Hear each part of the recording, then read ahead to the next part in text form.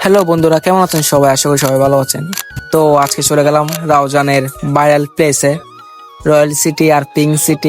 ওইখানে গিয়ে কি কি করলাম, কিভাবে আসলাম, সব ব্লগের মাধ্যমে দেখতে পারবেন। তো চলে আসলাম রয়্যাল সিটিতে। আমরা এখানে চলে এসে তারপরে ভিতরে প্রবেশ করে জনপ্রতি 20 টাকা করে টিকিট কাটলাম। কাটার পরে ভিতরে চলে গেলাম। ভিতরের দৃশ্যটা আসলে অনেক সুন্দর ছিল, কারণ আমরা দুপুরের সময় গেছিলাম, তার কারণে হচ্ছে যে মানুষ ছিল না।